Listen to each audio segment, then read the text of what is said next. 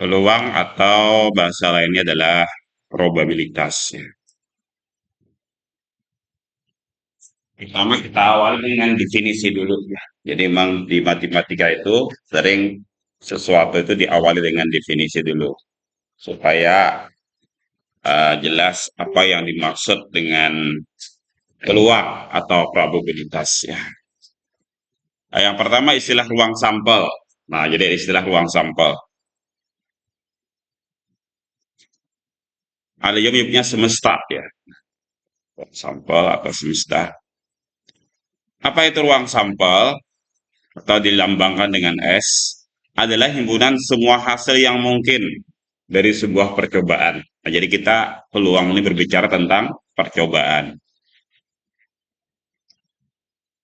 Perlu dicatat bahwa satu dan hanya satu hasil yang mungkin terjadi pada sembarang percobaan yang diberikan dari suatu eksperimen, ya kan?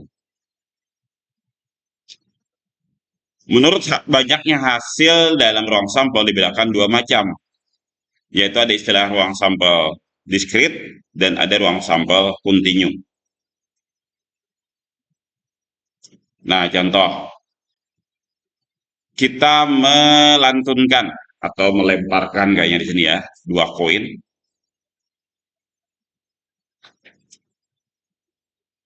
Hasil yang mungkin direpresentasikan oleh orang sampel S, yaitu MM, MB, BM, dan BB. Apa itu? M itu muka ya. Kan koin itu ada mukanya, ada belakangnya. Nah, bisa jadi ketika dua koin itu dilemparkan, atau dua mata uang itu dilemparkan, maka yang mungkin adalah kedua-duanya muka, ya kan bisa ya. Dua-duanya itu yang terbuka adalah muka. Atau muka itu apa sih? Uang atau gambar? Apa? Angka atau gambar sih muka kalau uang itu? Jarang sih sekarang kita bawa uang ini ya, uang koin ya. Oh ada. Coba lihat uang koin. Apa di situ yang terhitung sebagai muka dan mana yang belakang? Kayaknya muka itu gambar itu ya.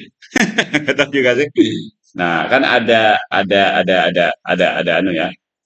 Ada gambar, ada muka. Itu uang pecahan berapa tuh misalnya? Nah, kayak 500 kali 500 apa itu gambarnya? Bunga. Nah, berarti yang muka mana sih? Bunga itu atau uang tulisan 500? Oh, Garuda ya. Oh, gitu ya. Oh, mungkin kayaknya lebih tepatnya sekarang berarti muka dan belakang memang ya. Muka dan belakang. Mungkin mukanya adalah bunga dan 500 itu kayaknya mukanya ya. Belakangnya kayaknya.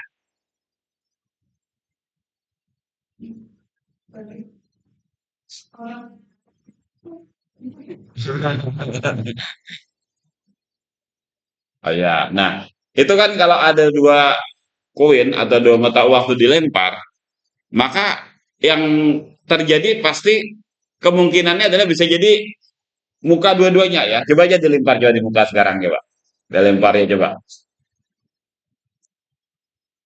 A2 memang. Nah, gambar keduanya ya. Nah, berarti itu anggaplah muka keduanya ya kan. Bisa jadi muka keduanya. Atau bisa jadi muka dan belakang. Jadi satu muka, satu belakang. Atau yang satunya belakang dan muka. Nah, ya. Atau belakang kedua-duanya. Nah, ada nggak di luar itu? Tidak mungkin lagi ya kan? Cuma ada dua kemungkinan. Oh, ada Pak. Kayak karena satu duitnya tahiring misalkan. Jadi tidak kita abaikan duit yang tahiring ya. Jadi yang uang yang tegak atau tahiring itu kita abaikan.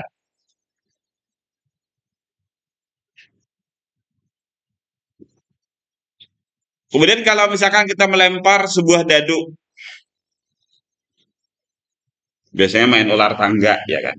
Pernah nggak main ular tangga? Pernah ya, oke. Ketika kita main ular tangga, maka itu kan di situ ada angka. Angka, bukan angka sih sebenarnya, tapi eh, ada apa istilahnya itu ya? Titik-titik ya. Nah, ada yang titiknya satu, ada yang titiknya dua, titiknya tiga, empat, lima, dan enam, ya kan? Nah, maka ketika itu kita lempar, maka ruang sampelnya apa? Yaitu bisa jadi satu, dua, tiga, empat, lima, atau enam, ya kan? Nah, kita biasanya kalau ingin melempar tuh pengennya tuh supaya pas kena tangga terus, ya kan? Supaya cepat ke 100 ya, seperti itu. Kita berharap tidak kena, biasanya buntut ular ya biasanya ya. Nah, ekor ular ya biasanya. Nah, seperti itu.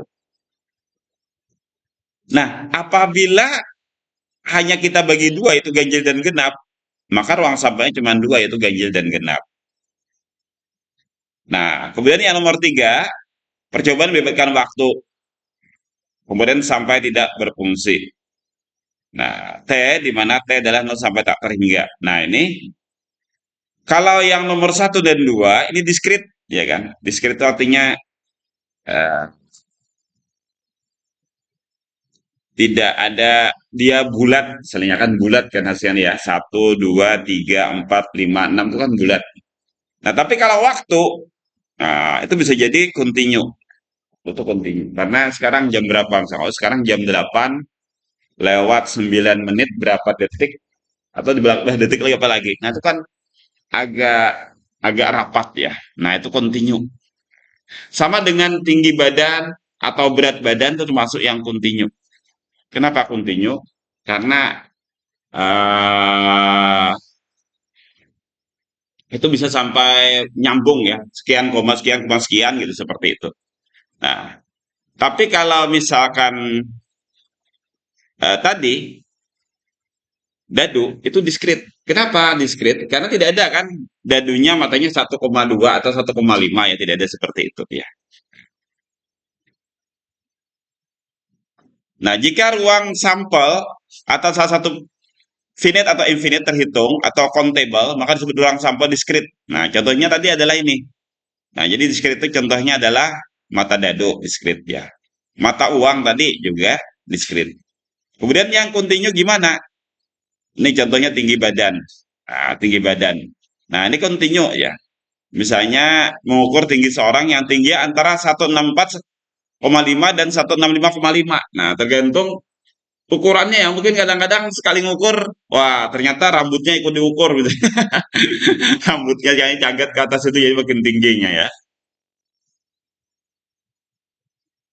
Ada itu ya, mahasiswa yang alumni mana ya, yang statusnya tuh pujian atau komplot ya, ketika masuk di sebuah uh, institusi apa istilahnya ikatan dinas, dia tidak terima gara-gara kurang setengah sinti.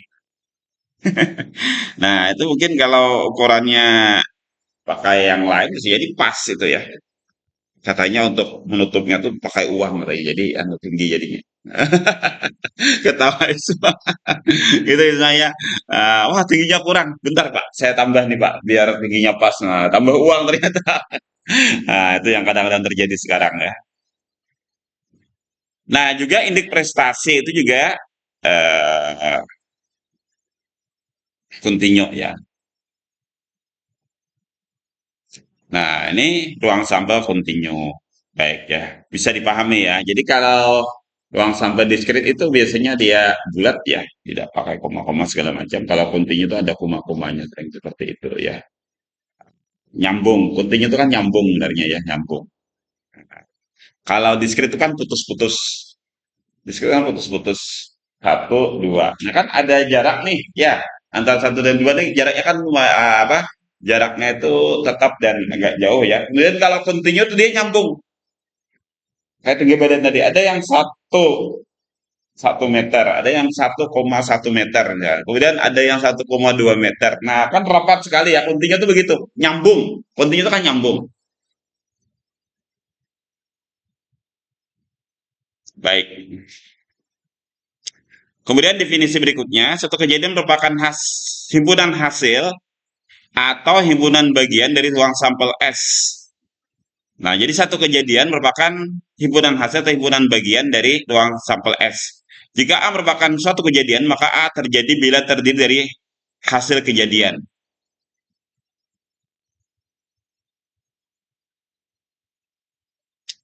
Berdasarkan definisi di atas, jelas bahwa baik ruang sampel maupun kejadian kosong juga merupakan kejadian. Kalau kosong itu kan berarti tidak jadi melempar ya. Jadi kalau misalkan tadi masalah dadu, dia tidak jadi melempar misalkan, berarti kan kosong ya. Nah, kosong berarti. Jadi kejadian dia tidak jadi melempar gitu. Baik. Contoh, jika eksperimen ada lempar mata uang dua kali, atau uang dua kali dengan A, kejadian mendapatkan M pada lemparan pertama, B, kejadian merupakan hasil kedua lemparan sama, dan C, kejadian mendapatkan B pada lemparan kedua, maka untuk yang A, ruang sampelnya apa? Nah, ruang sampel adalah MB dan MM. Kenapa? Karena tadi kejadian muka pada lemparan pertama. Nah, berarti kan MB, muka dulu pada belakang. Ya, berarti lemparan kedua pada belakang. Atau lempar pertama muka, lempar lagi muka lagi. Berarti MB dan MM. Yang penting pertama terlempar itu adalah muka. Kemudian B, kejadian dapat dua lemparan yang sama, artinya belakang-belakang sama muka-muka ke ruang sampelnya. Kemudian yang ketiga, mendapatkan B pada lemparan kedua. Nah, berarti muka belakang dan belakang-belakang. Ya. Kalau belakang pada lemparan pertama, berarti apa? Berarti ruang sampelnya.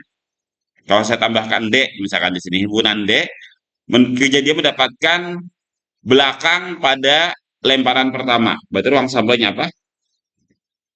BM dan BB ya. Nah, ya BM dan BB ya kan. Oke, misalkan eksperimen lagi melemparkan sebuah dadu sekali. A, kejadian mendapatkan mata genap. Nah, berarti kalau genap kan berarti 2, 4, 6, ya kan? Kemudian yang B, kejadian mendapatkan angka ganjil, berarti 1, 3, 5. Kejadian mendapatkan mata yang habis dibagi 3. Habis dibagi itu artinya tidak ada sisa ya. Nah, ketika dibagi 3, maka apa? Itu 3 dan 6. Karena kalau 2 itu kan ada sisa ya. Sisanya berapa? 2 ya. Kalau 5 sisanya juga 2 ya, seperti itu. Nah, ada sisa berarti tidak habis dibagi. Tapi kalau dibagi, yang dibagi adalah sembako ya habis saya terus ya kan, biar ganjil gak kayak apa habis saya terus. Saya bagi-bagi ya. Kejadian mata yang kurang dari sama dengan 6 berarti semuanya ya. Kemudian mendapatkan mata yang lebih dari 6. Ada nggak mata dari lebih dari 6? Tidak ada, banyak kosong di sini ya. Tidak ada, kosong. Jadi himpunan kejadian ini bisa jadi kosong ya. Nah, bisa jadi kosong. Misalkan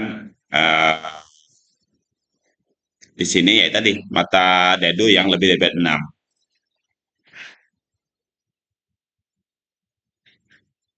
Nah, dari eksperimen contoh di atas terlihat bahwa dia adalah satu kejadian yang pasti, ya kan?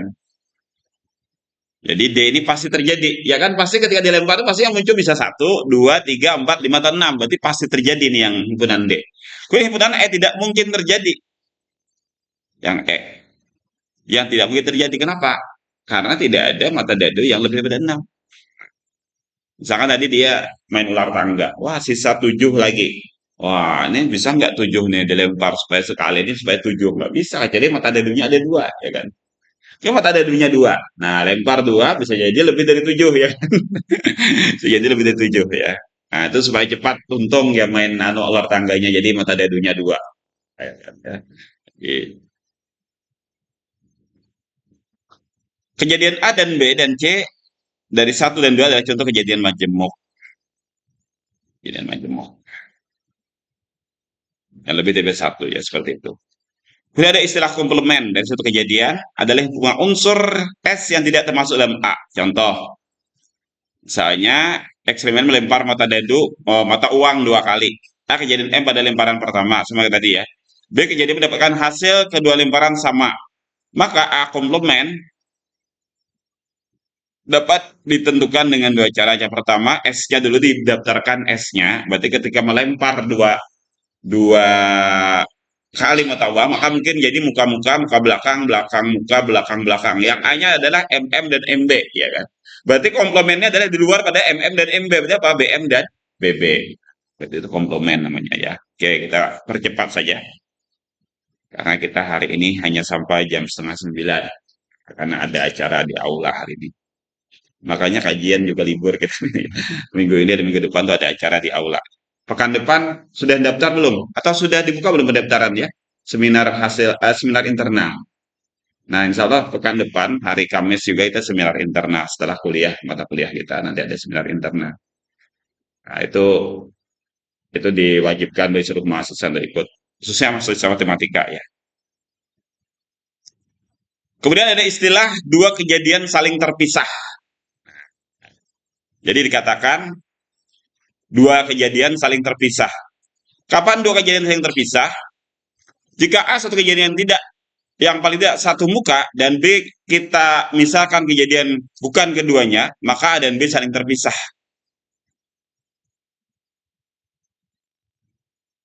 Jadi jika A adalah kejadian paling tidak satu muka, kemudian B adalah misalkan kejadian yang bukan kedua-duanya, maka A dan B saling terpisah, ya kan? Contoh, dalam sebuah kantong terdapat 10 benih pohon mangrove. Mangrove ini gimana ya? Tahu nggak? Itu apa pohonnya? Yang daunnya lebat itu kah? Gitu-gitu ya. Pohon mangrove. Coba kita cari ya pohon mangrove. Ya.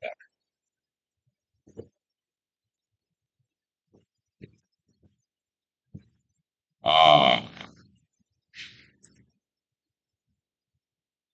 nah di pohon mangrove.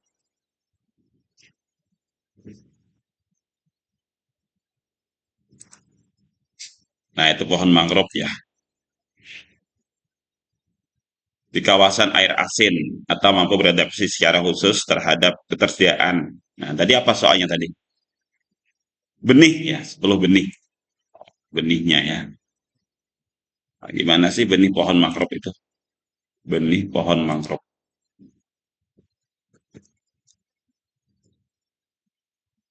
Oh, benihnya masih berupa seperti ini ya. Nah, ini.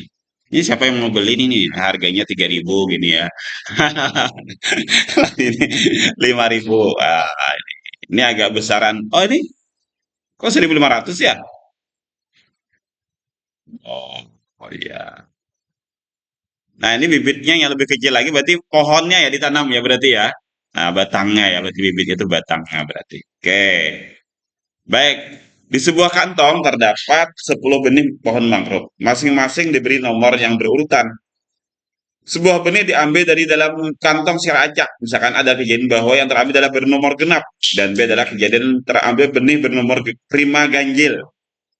Maka ruang sampelnya adalah 1, 2, 3, 4, 5, 6, 7, 8, 9, 10. NS-nya ada 10. Enternya anggotanya ya. Anggotanya ada 10. Kejadian A adalah berarti karena genap tadi 2, 4, 6, 8, 10. Berarti banyaknya anggota A itu adalah 5. Kejadian B, oh ya B tadi. Terambil berprima ganjil. Prima ganjil itu adalah 3, 5, 7. 9 tidak masuk karena 9 bukan prima. Berarti ada 3. Ternyata kejadian A dan B tidak memiliki irisan. A diirisan dengan B kosong, artinya A dan B adalah kejadian yang saling lepas. Nah ini, jadi kita di sini ingin mengungkapkan tentang istilah kejadian saling lepas. Kejadian saling lepas adalah ketika irisannya itu kosong. Berarti dia saling lepas. Ya. Nah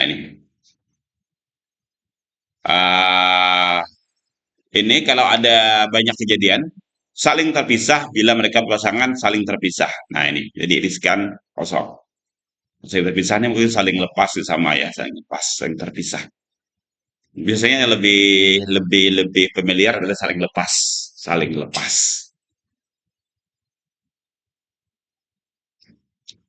Jika satu proses gabungan merupakan gabungan K lebih dari sama dengan 2, proses dengan masing-masing dilakukan menurut NK lebih dari satu cara, maka proses gabungan tersebut dilakukan menurut N1 sampai NK cara.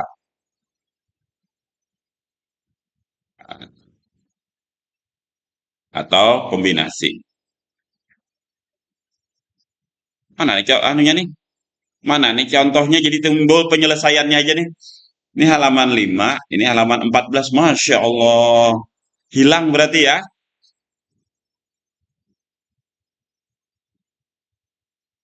Wah, ada yang hilang ya, oke lah ya. Ini kita kehilangan sapi nih. Kasihan Nabila kehilangan sapi nih. Oke, kita sambung saja ya. Oke lah, ini berarti kesalahan tidak pada Anda tapi pada sumbernya ya kan, sumbernya salah. Ini dari halaman 5 langsung halaman 14. Oke, ya banyak halaman yang hilang. Gak apa-apa. Kita kan temanya peluang. Ya. Nah, maka peluang itu apa? Peluang itu adalah andaikan kejadian dari suatu kejadian menjadi perhatian kita, A tidak sama dengan S, A tidak sama dengan kosong, maka peluang kejadian A ditulis PA, bukan penjelasan akademik ya. dapat dituliskan sebagai berikut. Nah, PA adalah NA dibagi N. PA adalah banyak yang hasil dalam A, N-nya adalah seluruh. Nah, seluruhnya ya, atau anggota himpunan semesta. Contoh, sebuah dadu yang baik dilempar satu kali. Baik itu dadunya masih kada rusak ya, tidak perot gitu. Kalau dadunya perot kan tentu ada dadu tuh yang pokoknya setiap dilempar itu terus memunculkan, ada begitu ya. Kenapa? Karena tidak seimbang, berarti dadunya tidak baik. Seperti itu ya. Nah, maka A adalah terdapat mata genap, B terdapat mata habis bagi 3, C adalah terdapat kurang dari 4. Hitunglah PA, PB, PC, PA gabungan B, dan PA irisan C komplement, dan PC komplement. Kita daftarkan dulu S-nya apa? Udah tanya. Berarti ada 6, ya kan? Kemudian A-nya apa? Karena genap tadi 2, 4, 6. Kemudian B, karena habis bagi 3. Kemudian C tadi apa? Dari C tadi. Kurang dari 4. Oke, berarti 1, 2, 3. Maka A gabungan B, nah ini kita gabungkan. Nah, ini supaya tahu gabungannya juga ya, gabungkan. Berarti jadinya ada 2, 3, 4, 6. Irisan berarti yang diiriskan ini, berarti 3 saja irisannya. C komplement berarti yang bukan anggota C, berarti 4, 5, 6. Berarti NS-nya 6, NA-nya 3, NB-nya 2, NC-nya 3, NA gabungan B adalah 4, NA gabungan C adalah 1, NC komplement 3. Nah, maka untuk menghitung peluangnya tinggal saja kita NA dibagi N. Nah, maka peluang kejadian A berarti setengah, ya kan?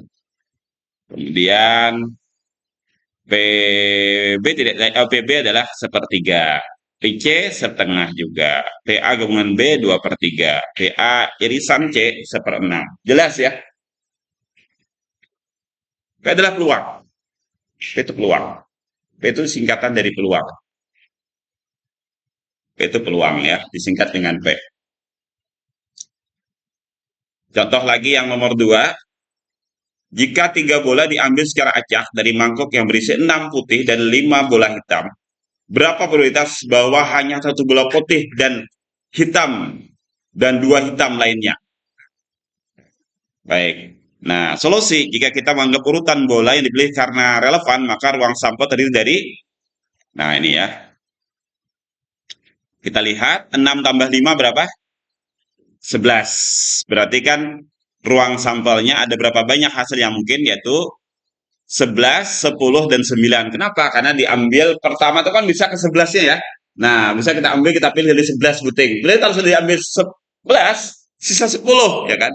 Ambil lagi sisa 9. Makanya ada 990 hasil. Nah, kemudian tadi dikatakan berapa probabilitas bahwa 1 bola putih dan hitam dua lainnya. Nah, kemudian untuk hasil yang pilih modal putih,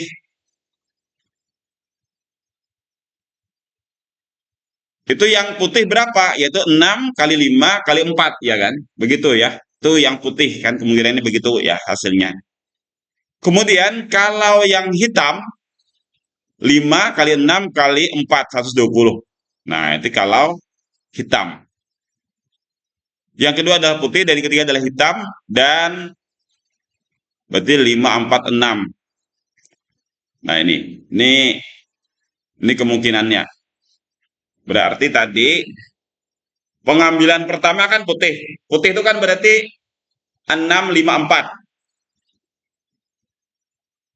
Nah, ini tadi kan berapa probabilitas salah satu bola putih dan hitam dua lainnya? Gimana sih bahasanya nih? Salah satu bola putih dan hitam. Oke, ini yang hitam ini ya. Nah, pengalaman pertama 5, 6, 4.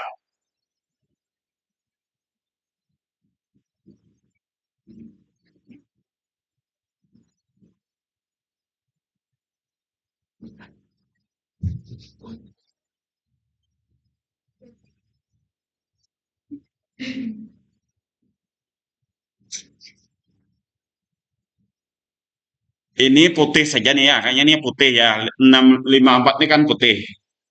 Kemudian dua lainnya berwarna hitam.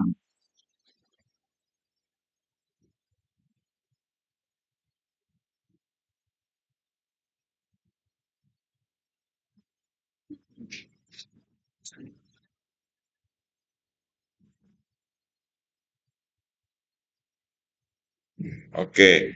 Ini kenapa begini? Karena dia terambil pertama hitam nih. Terambil pertama hitam, kedua putih, ketiga hitam.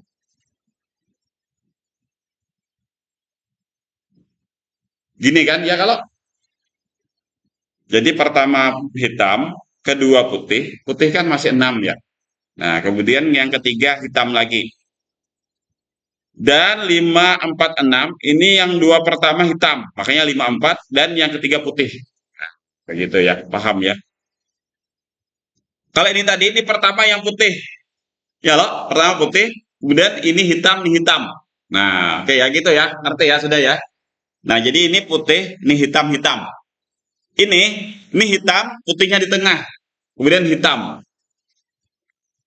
Kemudian ini hitam, hitam, putih. Berarti 120 kali 3 berarti ya. Dibagi 100. Jadi ada 4/11 kemungkinan. Atau dengan cara kedua seperti ini. Nah, ini ada dua cara untuk menjawabnya. Baik ya, sepertinya ini ada masalah di bahan yang saya bagikan ya, sehingga ini ada terpotong-potong. Oke ya, pas kebetulan memang habis waktu ya, karena tanggal 9 Bapak harus ke ruang aula. Demikian saja kuliah kita hari ini. Akhiri, Assalamualaikum warahmatullahi wabarakatuh.